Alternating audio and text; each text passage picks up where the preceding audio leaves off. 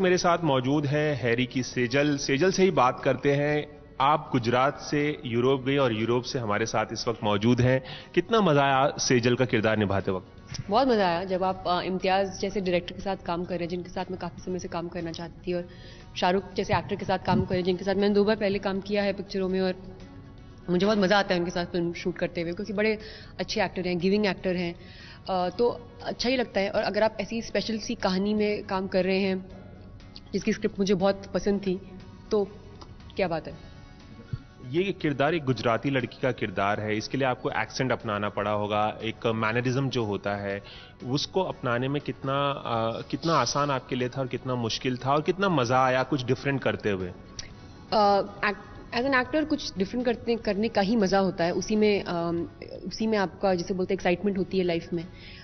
मैं उसी चीज़ को सबसे ज़्यादा एंजॉय करती हूँ मेरे करियर में। जब मैं अपने कैरेक्टर पे काम कर रही होती किसी भी फिल्म के, वो जो पीरियड होता है वो मेरे लिए सबसे एंजॉयबल होता है। तो ये इसमें भी मुझे बहुत मज़ा आया। इम्तियाज़ और एक डिक्शन कोच थी मेरी, तो हम बैठ के लाइंस को एक गुजराती एक्सेंट में बोलने की कोशिश करते थे। फिर मैं उसको सुनती थी बार बार, और क्या साउंड करेक्ट कर रहा है, कितना एक्सेंट होना चाहिए, कितना नहीं होना चाहिए।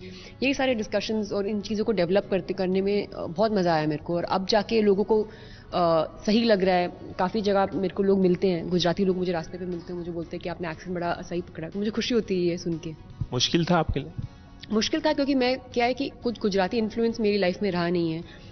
जैसे कि अभी हम महाराष्ट्र में रहते हैं, तो यहाँ पे हम मराठी सुनते हैं। मराठी लहजे में लोग हिंदी जो बात करते हैं वो भी हम सुनते हैं, तो वो फिर भी कानों में सुनी गई होती है। लेकिन गुजराती तो मैंने इतनी ज़्यादा नहीं सुनी थी लाइफ में। मेरी परवरिश लाइक साउथ इंडिया में हुई थी। तो ये थोड़ा डर था मेरे को कि मेरा इन्फ्लुएंस इतना ज़्यादा नहीं है तो ठीक होगा या नहीं होगा। बट आई थिंक मैं उसी को मैंने चैलेंज के तौर पे लिया और डिसाइड किया कि मुझे करना चाहिए अच्छे से। मतलब आपके पास कोई रेफरेंस पॉइंट नहीं था कि जिससे आप वो कैरेक्टर अडॉप्ट कर सकें? ऑल्सो इम्तियाज़ जैसे डायरेक्टर हैं, वो चाहते नहीं हैं कि आप किसी भी रेफरेंस को लें, वो चाहते हैं कि आप अपनी खुद की रेफरेंस क्रिएट करें। वो मुझे उनके बारे में बहुत अच्छा लगा, क्योंकि यूजुअली डायरेक्टर्स आपको बोलते हैं कि ये देखो और या वो देखो। उन्होंने मुझे क्लियरली कहा था कि कुछ मत देखना, हम खुद क्रिएट करेंगे इसके बोलने का तरीका। तो उन्होंने एक करेक्ट डिक्शन कोच को लेके आए। उन्होंने फिर हम सुनते थे वो कैसे बात कर रही हैं, कितना होना चाहिए बेस्ड ऑन मेरा कैरेक्टर जहाँ पे रहता है, उसका कितना इन्फ्लुएंस होगा, वो सब डिसाइड करा हमने।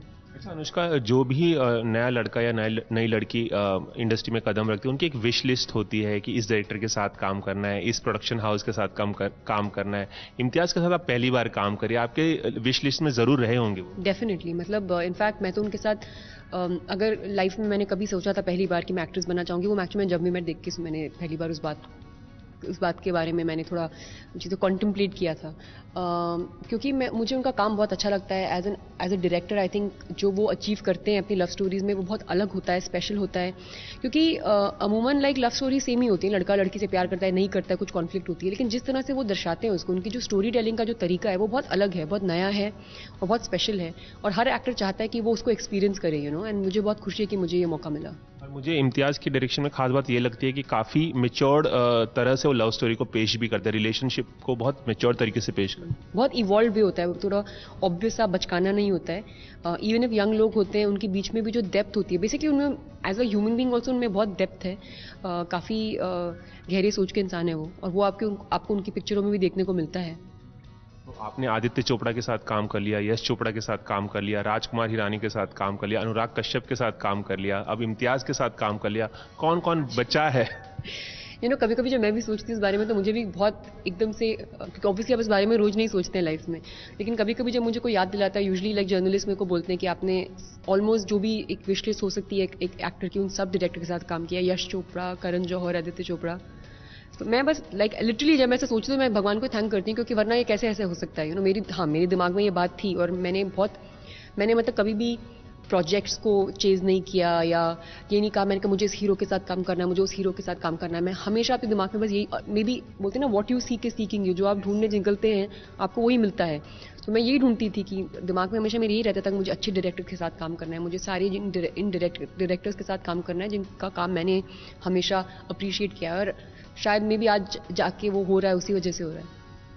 शाहरुख के साथ काम करने का मौका किसी को 3 बार नहीं मिलता। आप उन लड़कियों में शामिल हो, उन हीरोइंस में शामिल है जिन्होंने अपने करियर की शुरुआत भी शाहरुख के साथ एज अ लीड की। रब ने बना दी जोड़ी, फिर जब तक है जा, फिर जब हैरी मेट सेजल।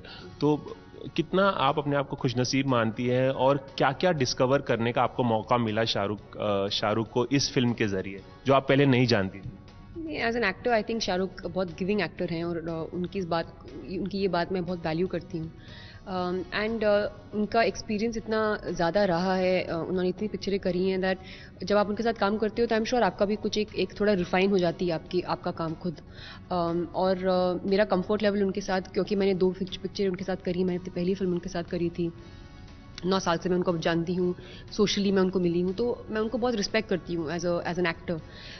एंड जिस तरह से वो लोगों के साथ बिहेव करते हैं, सबको इतना अच्छा फील कराते हैं हमेशा सेट पे, तो मैं काफ़ी खुश हूँ कि मैं उनके साथ एक इतनी अच्छी फिल्म कर रही हूँ। एक सवाल मैं पूछना चाहता हूँ कि जब आपने रब ने बना दी जोड़ी में शाहरुख के साथ काम किया था और जब आपने इस फिल्म में काम किया तो क्या चेंजेस आप पाती हैं अपने रिलेशनशिप में, और शाहरुख में आप खासकर क्या बदलाव देखती हैं?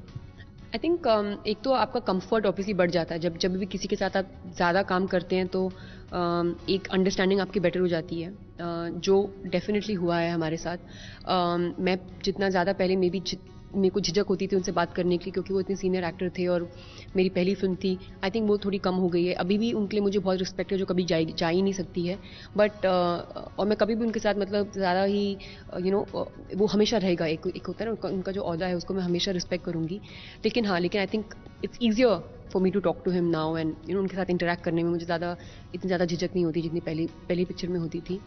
And he is just evolving as an actor and हमेशा वो कुछ अलग करने की कोशिश कर रहे हैं अपनी फिल्मों के साथ, जो मैं बहुत रिस्पेक्ट करती हूँ।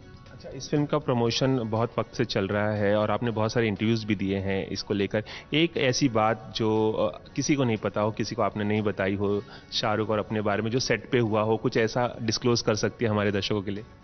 एक्चुअली ये सब लोग को पता ही होगा आई थिंक शाहरुख के बारे में, बट उनको हर चीज़ के बारे में बहुत नॉलेज है।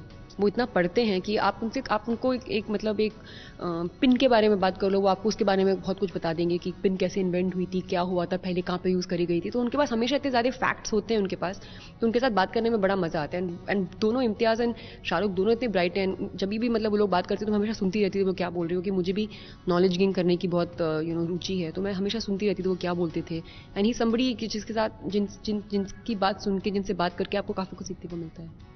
If I am not wrong, आप आनंद एल राय की फिल्म में भी शाहरुख के साथ काम करें, मतलब चौथी फिल्म होगी शाहरुख के साथ। हाँ, देन आनंद राय की फिल्म के साथ I think that will be the maximum I work with any actor. चलिए, जाते जाते अगर गुजराती में एक डायलॉग जो फिल्म में आपने गुजराती अंदाज में इस फिल्म में कहा है, वो अगर हमारे दर्शकों को जाते जाते कुछ मजेदार अंदाज में कुछ सुना दें। दीदी कोई आव्यू छे पछी बात करूं। अच्छा, अनुष्का, आपने एबीपी न्यूज़ से बात की, इसके लिए बहुत बहुत शुक्रिया। Thank you. तो ये थी हमारे साथ अनुष्का, जो अपनी आने वाली नई फिल्म के बारे में हमसे बात कर रही थी और बता रही थी क्या कुछ खास है इस फिल्म में, और दर्शकों को शायद ये फिल्म बहुत पसंद आएगी। और तीसरी बार काम करने के बाद शाहरुख के साथ कैसा उनका रिश्ता अब तक रहा है, उसके बारे में उन्होंने हमसे बातचीत की। कैमरामैन रवि पांचाल के साथ रवि जैन, एबीपी न्यूज़, मुंबई। ये है एबीपी न्यूज़, आपको रखे आगे।